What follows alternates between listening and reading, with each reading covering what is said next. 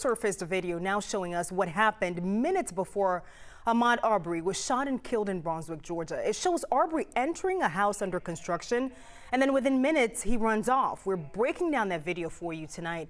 We've edited parts of it to speed it up for time. This is the newly surfaced video taken from a security camera in the neighborhood where Arbery was shot. There's a clock showing the date and time in the left corner, but most of the movement happens in the upper right corner. At 2:08 in the video, you see a man in a white shirt and shorts walk into a home under construction and seemingly open. Moments later, a person can be seen in the top left frame observing what's going on. And then at 2:13, the man in white appears to run out the front door and down the street. 6 minutes later, a police car appears. And less than 12 minutes from when it all began, more first responders are seen rushing down the street. And Arbery's family's lawyer and the GBI both commented on that video today. Shanu Hur has their responses, along with analysis from some of our legal experts on what this could mean for the case.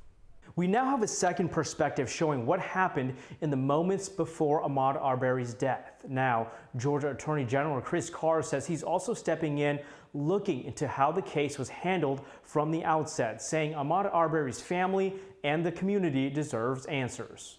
Days after the arrest of Gregory and Travis McMichael, there's a newly released video showing what appears to be Ahmaud Arbery in the neighborhood near where he was shot and killed on February 23rd.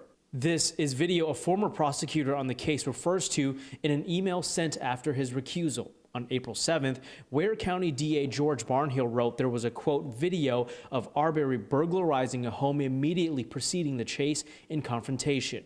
Now, the GBI is addressing the security camera footage, saying, quote, we are indeed reviewing additional video footage and photographs as part of the active case. It is important to note that this footage was reviewed at the beginning of the GBI investigation and before the arrests of Gregory and Travis McMichael. In the video, a man dressed in white enters a home under construction and minutes later exiting, continuing down the street.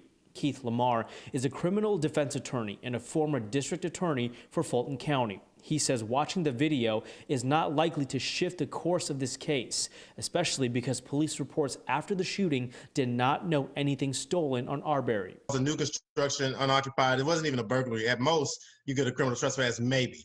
But no, you just call the police and you let the police deal with that. Defense attorney Paige Pate points out that the video could also highlight a claim made by the McMichaels. And at least supports to some extent their argument that someone may have been committing a crime.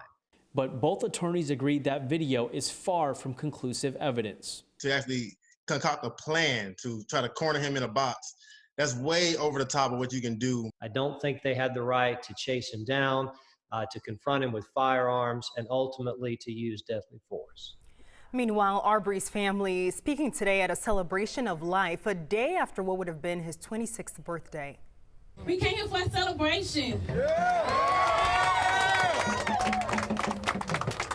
And to wish our brother a happy birthday. That was Ahmaud's sister, Jasmine, who also thanked the crowd there for their support. And there was music, prayer, and stories from family friends. It ended with a balloon release in Ahmaud's memory. And then hundreds of bikers also rode in solidarity today to pay tribute. NBC spoke with Ahmaud's mother at that event, and she thanked the public and asked for their continued support. This is just a first step. I would like to get all hands involved. Every hand that was involved, convicted and them in the prison.